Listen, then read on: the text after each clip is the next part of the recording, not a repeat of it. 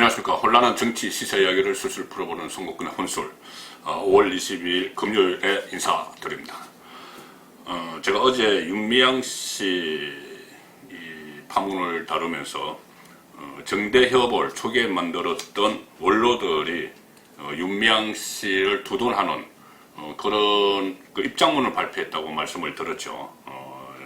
윤미향 씨가 오랫동안 정대협을 위해서 위안부 할머니들을 위해서 고생을 해왔다. 그리고 여러가지 윤미향 쪽의 입장을 설명하는 그런 공동 입장문을 냈다고 말씀을 드렸는데 그런 적이 없답니다.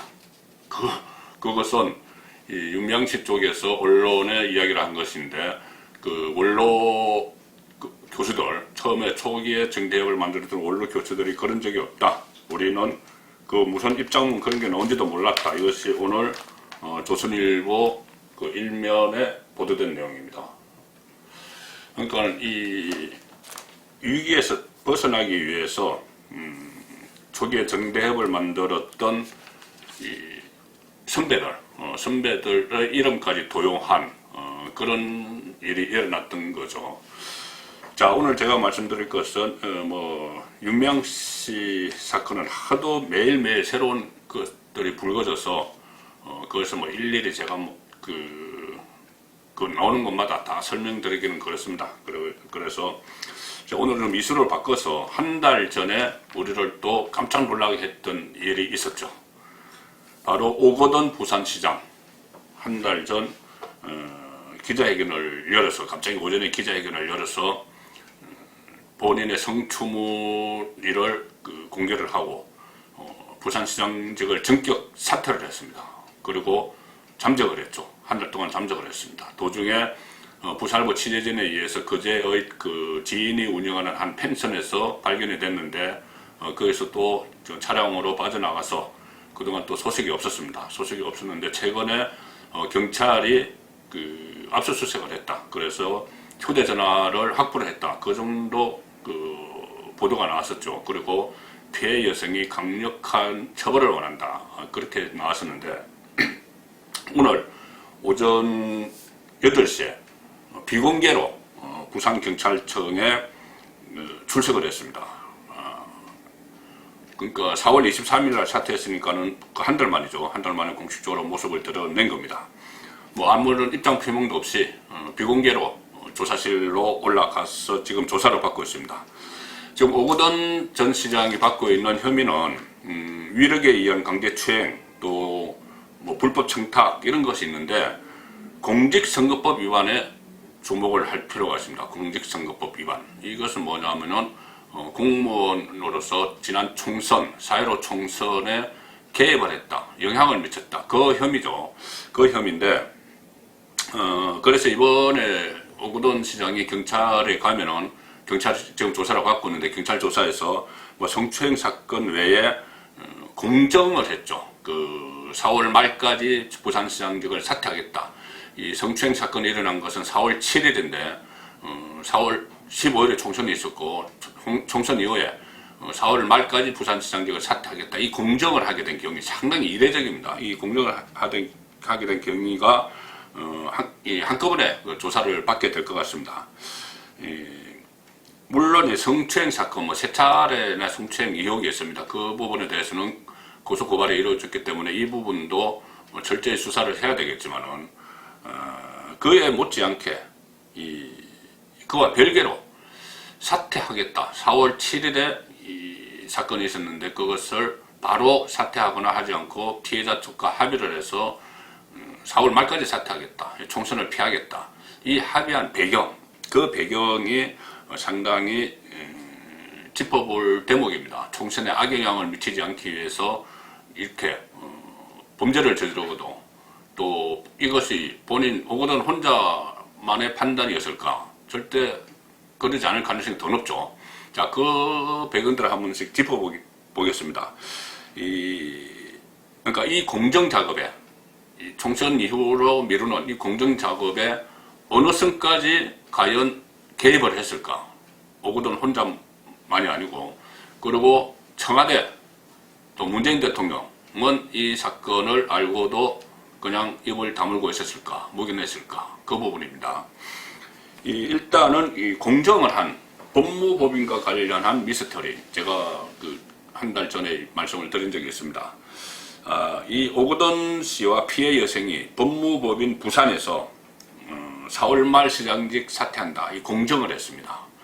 이 공정이란 것은 양쪽이 서로 법적으로 약속을 하는 것이죠. 약속을 하는데 서로 이 내용은 잘 공개가 되지 않습니다. 지금 경찰에서도 공정의 내용에 대해서는 공정 내용을 확보는 했다고 이야기를 하는데 어떤 내용인지는 말을 하지 않고 있습니다. 이 공정 내용이 아마 판도라의 상자가 될 수도 있는 그런 내용이 담겨 있을 것 같습니다. 일단 지금 알려진 것은 법무법인 부산에서 양쪽이, 또 특히 피해자 쪽의 입장을 대변하는 것은 피해자가 직접 나서는 것이 아니고 이 부산 성폭력 상담소라는 데서 나섰습니다.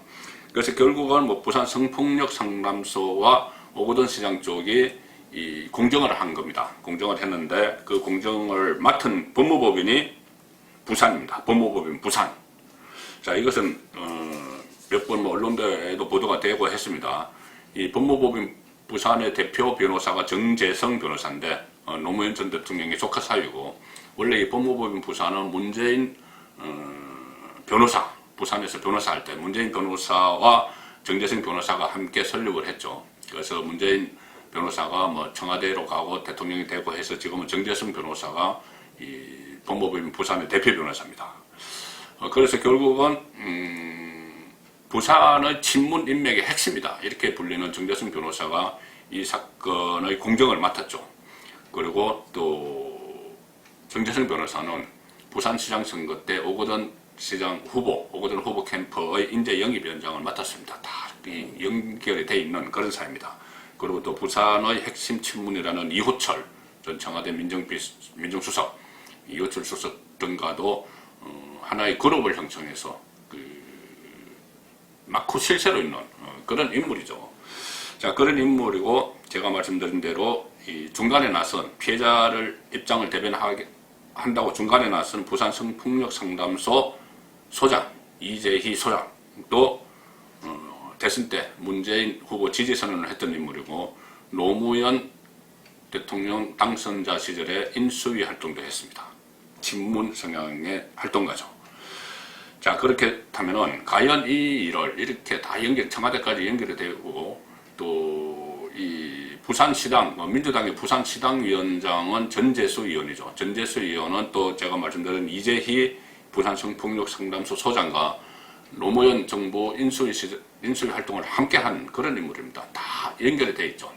자, 이런 상황에서 이 공정을 맡은 정재성 변호사, 또 당사자인 가해 당사자인 오거돈 부산시장, 이 사람들이 본인들만 알고 있었을까? 4월 말에 총선 끝나고 나면 사퇴한다는 걸, 그럴 가능성은 상당히 낮죠. 그리고 본인들이 아무리 감추려고 해도 공정까지 하고 그 상황 되면 또 오거돈 전 시장의 참모들이 다 알고 그 상황 되면 다 보고가 됐을 겁니다. 윗선에 청와대까지도. 자, 그런 상황인데 일단은 청와대까지 보고가 됐는지 그것이 핵심이 되겠죠. 부산의 친문 국회의원들이나 원외 인사들이 공유해서 문재인 대통령에게까지도 보고가 되지 않았겠느냐, 그 이야기가 오는 겁니다. 전재수 시당위원장을 통해서든지. 자, 그것이 하나 청와대로 올라갔을 가능성이 있는 라인이 하나 있고, 하나는 법무법인 부산 출신의 또 한 사람이 주목받는 사람이 있습니다. 김외숙, 법무법인 부산 출신이죠. 그 법제처장을 하다가 지금 청와대 인사수석을 하고 있습니다. 청와대 근무하고 있죠. 그는 김혜숙 소속도 충분히 알고 있었을 개연성이 크죠. 그래서 김혜숙을 통해서 문재인 대통령에게 보고됐을 가능성도 배제할 수 없습니다. 그리고 또 오거돈 시장 밑에서 참모로 일했던 사람은, 또 한 사람은 청와대, 문재인 정부 청와대 행정관 출신입니다. 그쪽을 통해서도 보고됐을 가능성이 충분히 있고, 굳이 그렇게 거치지 않더라도 정재성 변호사는 문재인 대통령과 직접 통화를 할 수 있는 인물이다, 그런 그 평가가 부산 지역 정가에서는 다 나오고 있습니다. 그래서 직접 통화를 했을 가능성까지 있습니다. 결국 이렇게 되면은 여권 핵심보도 저기 청와대에서도 이 일을 다 알고도 부산시장이 대한민국 제2도시 부산시장이 민주당 소속 부산시장이 그런 일을 저질렀는데도 우선 그 일을 단죄를 하고 뭐 명백히 밝히기보다는 야 이거 만약에 지금 드러나면은 전체적인 선거에 악영향을 미치겠는데 일단 덮자. 그리고 피해자가 반발을 할 수 있으니 그러면 우리가 사퇴는 한다. 다만 4월 말까지 좀 주변 정리 좀 하고 사퇴하겠다. 이렇게 한 게 되는 겁니다. 뭐 지금 뭐 선거가 끝났으니 어떤 그 되돌릴 수는 없지만은 정권에 만약에 정권 차원에서 그런 일을 했다면은 도덕성에 큰 상처를 입게 되겠죠. 여권 핵심부에서 사실 오거돈 성추문 사건을 총선 전에 알고 있었다. 그런 정황도 몇 가지 있습니다. 아시다시피 이해찬 대표가 총선 전에 이번 주말에 뭔가 터뜨릴 것이다. 이런 이야기, 야당이 정치 공작을 준비하고 있다. 이런 이야기를 했죠. 그러니까 만약에 이것이 야당 귀에 들어가서 야당 쪽에서, 미래통합당 쪽에서 이 오거돈 시장 이야기를 하면은 그것은 정치 공작이다. 이렇게 몰아붙이려고 미리 방어막을 쳐놨던 것이죠. 그리고 오거돈 시장도 당시 이상했습니다. 선거 직전에 두문불출하고 보통 부산시장 정도 되면은 선거날 직접 카메라 앞에 나와서 투표를 하고 하는데 그런 행사 일절 같지 않았습니다. 그래서 아마 오거돈 시장의 공식 행사에 총선 전에 이렇게 모습을 나타내고 기자들과 만나고 하면은 또 돌발 상황, 이것을 알려질 수 있는 돌발 상황이 일어날 것 같아서 여권 핵심부에서 좀 활동을 자제시킨 거 아니냐, 그런 이야기까지 나오고 상황이죠.